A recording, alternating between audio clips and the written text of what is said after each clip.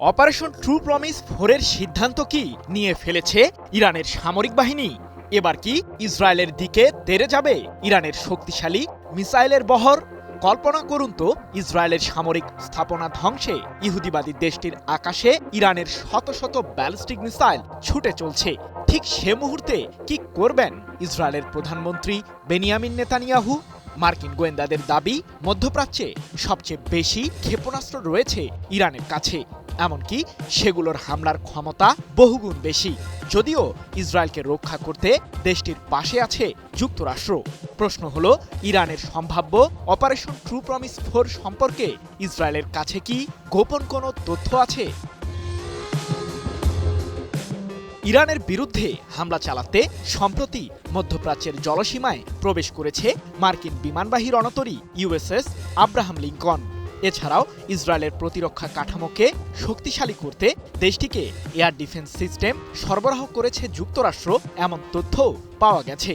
যদিও ইরানের বর্তমান সামরিক শক্তি সম্পর্কে সম্প্রতি মার্কিন প্রেসিডেন্ট ডোনাল্ড ট্রাম্পকে জানিয়েছিলেন ইসরায়েলের প্রধানমন্ত্রী নেতানিয়াহু, যার কারণেই মূলত ট্রাম্প এখন ইরানের ক্ষেপণাস্ত্র ও পারমাণবিক ইস্যুতে সমঝোতা করতে আলোচনায় বসার উপর মনোযোগ দিয়েছেন।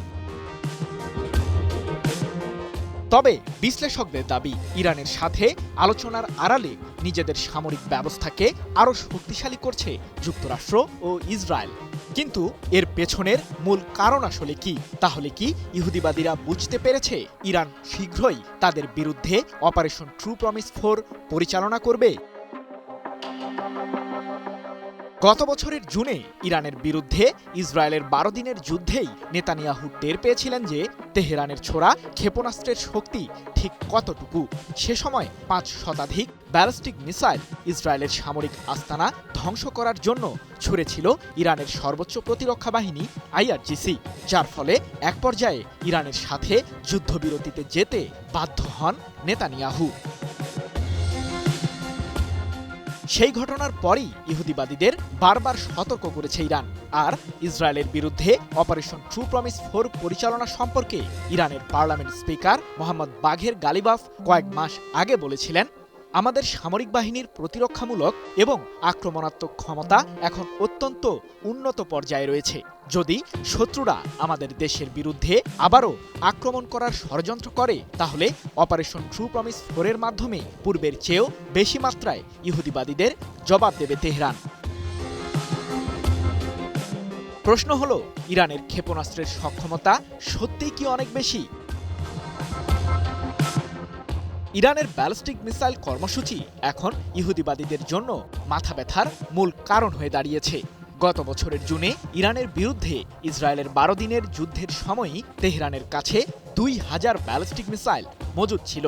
এমনকি সেই যুদ্ধের পর থেকে ইরান আরও উল্লেখযোগ্য হারে ক্ষেপণাস্ত্র সম্প্রসারণ করেছে বলে সম্প্রতি এক প্রতিবেদনে জানিয়েছে তুরস্কের সংবাদ মাধ্যম আনাদোলু এজেন্সি।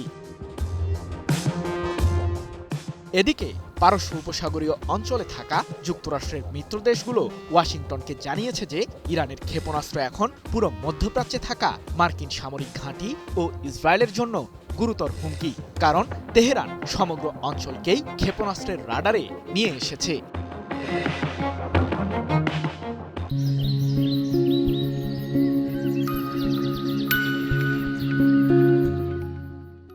আর মার্কিন প্রতিরক্ষা দপ্তর পেন্টাগনের সাবেক কর্মকর্তা ডেভিড ডেস রোচেসের দাবি, মধ্যপ্রাচ্যে যুক্তরাষ্ট্রের সামরিক ঘাঁটিগুলোতে যতগুলো এয়ার ডিফেন্স সিস্টেম রয়েছে তার চেয়েও বেশি ক্ষেপণাস্ত্র আছে ইরানের কাছে।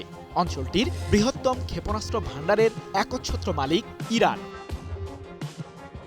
সৃজন মাহমুদ, নিউজ 24।